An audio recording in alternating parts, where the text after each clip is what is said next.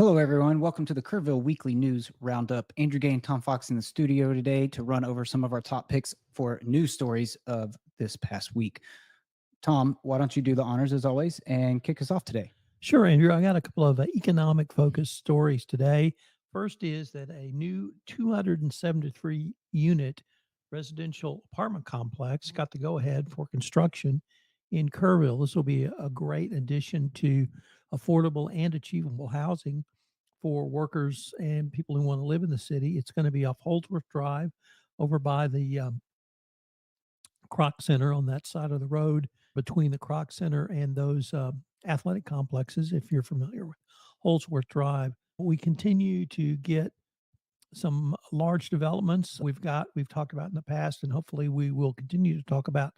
I think it's Leonard that's going to be coming up. That will be individual homes. This is an apartment complex.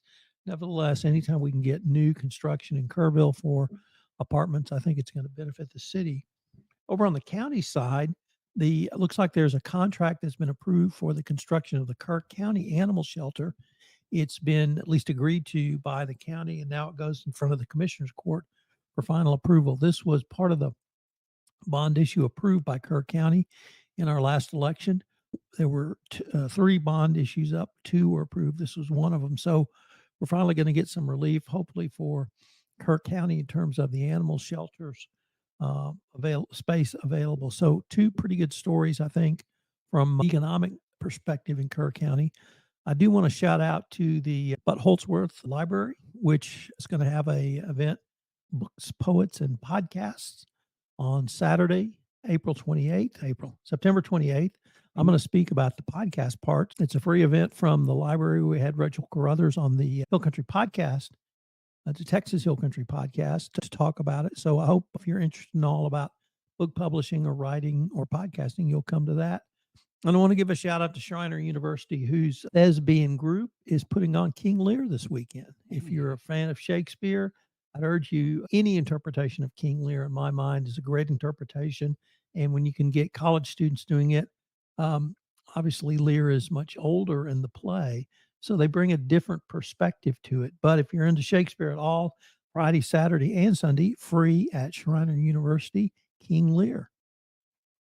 That's wonderful. Thank you, Tom. I got two stories myself for this week. Our Kerrville Area Chamber of Commerce inducted a new CEO this week. I think Monday was the day they made the announcement, and it turns out it's a community member that has been around here for a really long time. Her name's Mindy Wendele. She's been involved in the community for many years, and I think that there were many happy, smiling faces to see that she's the new CEO of the chamber, taking over for the interim chamber, Charlie McIlvain, that has been there in the interim. Really excited about that. I just played in a pickleball tournament yesterday, which was a lot of fun. Me and my partner actually took home first place for the beginners category. But yeah, our chamber is extremely active here. We have a great business community here in Kerrville and the surrounding area. So we're really happy to see Mindy introduce as the new CEO of the chamber. So that was one story. Number two is the triathlon. I would be amiss if I did not mention the triathlon is happening this weekend. It's a big event for Kerrville. It's one of the biggest, largest revenue collection events that we have for the city of Kerrville here every single year.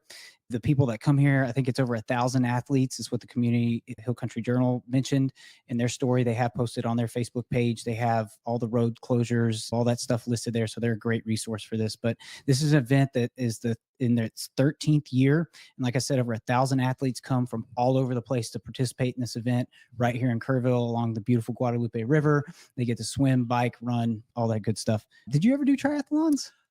No, but I will tell you my story when you finish. Yeah, well, that's it. I just wanted to mention it's here, and we were joking. I joke every year about how I somehow seemingly forget about this big event, and I always find myself taking roads that are closed during the weekend. So just wanted to mention that. So y'all be mindful. There are resources out there like the Hill Country Community Journal on their Facebook page. They have all the road closures listed and times and all that good stuff, so you can find that information out there. So one of the biggest differences in you and me is you actually play in a pickleball tournament. When I leave here, I'm going to go help athletes check in for the triathlon. Oh, that's right. And you did that last year, too. I did that last year. I had a ton of fun. Rotary puts together a group to volunteer to help out, and I'm headed over there to help people check in. It's just a ton of fun. And last year, I was meeting people as they were checking in. There are two stories I want to tell. One was the oldest participant, 80 doing a triathlon. Think about that for a minute. That But means this- there's no excuses, people. That's No what it means. excuses. The second was a woman from Indianapolis who happened to have the same birth month as me and the same birth year as me. Oh, Now, we're not 80, but we are older. And I asked her, I said, what brings you down here to Kerrville to do a triathlon? And she'd shared it was her first triathlon. And she leaned forward and sheepishly said, my granddaughters talked me into it. And she was running with her granddaughters who were 11 and 12. oh my gosh. So I just thought that was the coolest story. So you're right. There are no excuses. You have an Yeah. 80-year-old guy, you had a 66-year-old woman running with her 11 and 12-year-old granddaughter. So how cool was that? So And we have beautiful weather here right now. Hopefully that holds through the weekend. And I mean, it couldn't be more perfect place with great. It's a truly beautiful hill country weekend for this triathlon to take place. and we've had so much rain and everything's so green and it's just going to just explode with color for the people who are not from here or haven't been here before. So yeah, it's going to be a ton of fun. Come down and check it out. Just watch some of the athletes. The road closures will be in the Kerrville Daily Times on Saturday if you subscribe to that. So check those out. Or Louis Amstoy has them on the lead, and the other places you mentioned have them as well. Yeah. All right, guys, that'll do it for us today. Thank you for tuning in. Don't forget, interact with us, share our content, helps other people find the show and the podcast network. We're grateful for your viewership and listenership. Thank you so much. Have a great weekend. We will catch you next time.